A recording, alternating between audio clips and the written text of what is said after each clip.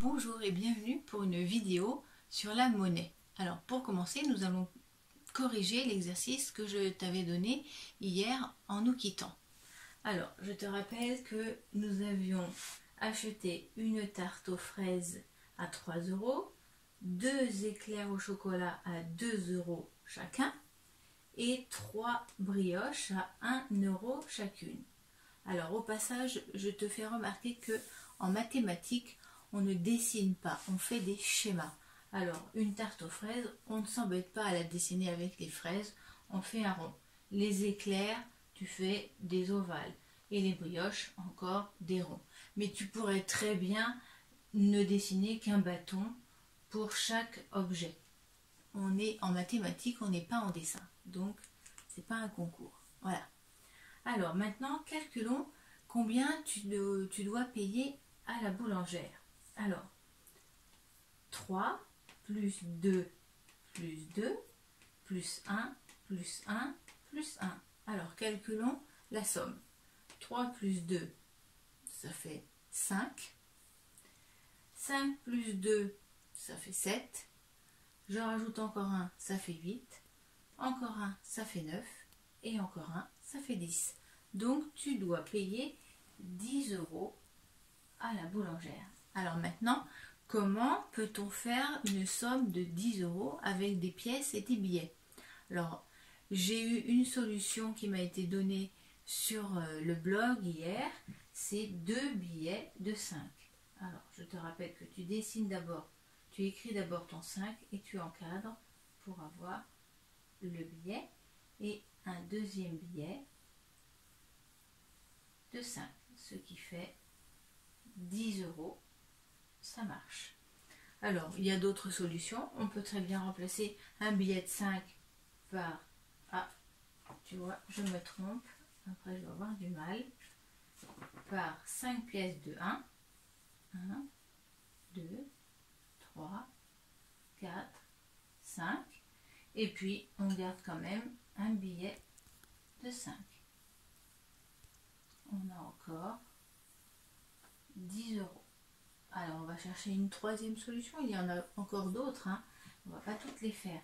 Alors, à la place de ces 5 pièces de 1, je peux très bien mettre une pièce de 2 pour faire 2 €. Encore une autre pièce de 2 pour faire 2 €. Et je garderai ma pièce de 1 et mon billet de 5.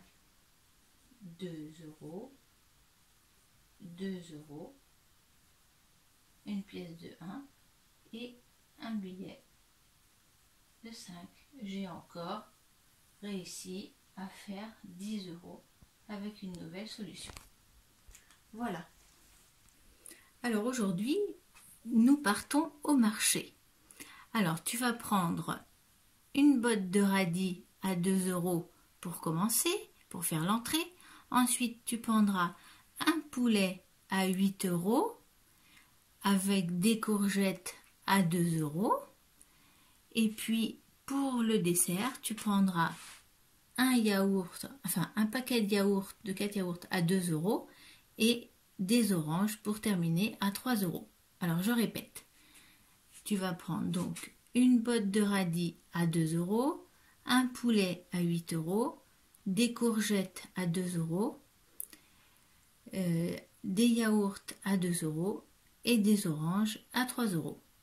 Alors, je te laisse faire un petit schéma sur ton papier et on se retrouve pour regarder et comparer nos schémas et je te poserai les questions du problème.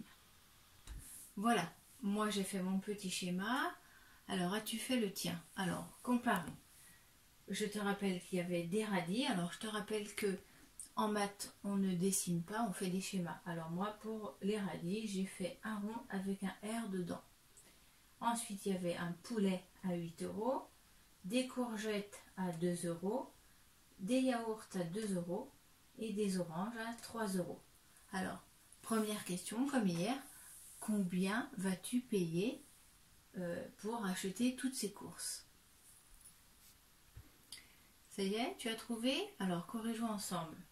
2 plus 8 plus 2 plus 2 plus 3 égale combien? Alors, 8 plus 2, c'est facile. Ça, 8 plus 2, c'est 10. Voilà déjà 10. Ensuite, 2 plus 2, ça fait 4. 4 plus 3, 4 plus 3, alors voilà 1, voilà 2, ça fait 3, ça fait 7. 4 plus 3, ça fait 7. Plus 10, 10 plus 7, ça fait 17. Donc une dizaine et 7 unités, 17. Voilà, alors deuxième question, comment fais-tu pour faire 17 € avec des pièces et des billets? Je te rappelle que tu as à ta disposition dans ton porte-monnaie des pièces de 1 €, de 2 € et des billets de 5 € et de 10 € pour l'instant. Alors, on va essayer de trouver 3 solutions pour faire 17 € avec des pièces et des billets. Alors, pour commencer, je te propose de mettre des billets de 5. Alors, un billet de 5 plus un billet de 5, on a déjà 10 €. Et il nous reste à faire donc 7 €. Alors, pour faire 7 €, je te propose de rajouter encore un billet de 5. Et on sait que 5 plus 2, ça fait 7. Donc, il nous manque 2 €. Eh bien, on n'a qu'à mettre une pièce de 2 €. Et là, on a bien 17 €. Je ne sais pas si tu avais trouvé cette solution, mais si tu l'as trouvée, eh bien, c'est gagné. Alors, essayons de trouver une deuxième solution. Alors, un billet de 5 et un billet de 5. On peut tout à fait faire un billet de 10. C'est encore plus simple. Alors, un billet de 10. Et puis, je garde mon billet de 5 et ma pièce de 2. Et j'ai encore 17 €. Voilà. Et enfin, on va essayer de faire une troisième solution. Alors, cette fois-ci, on peut très bien garder notre billet de 10 et puis choisir de mettre par exemple ici 2 pièces de 2 comme tout à l'heure et une pièce de 1 pour faire 5. 2 et 2, 4 et 1, 5. Et je garde ma pièce de 2. Et donc j'ai un billet de 10, 1, 2, 3 pièces de 2 et une pièce de 1. Et j'ai encore 17 €. Voilà.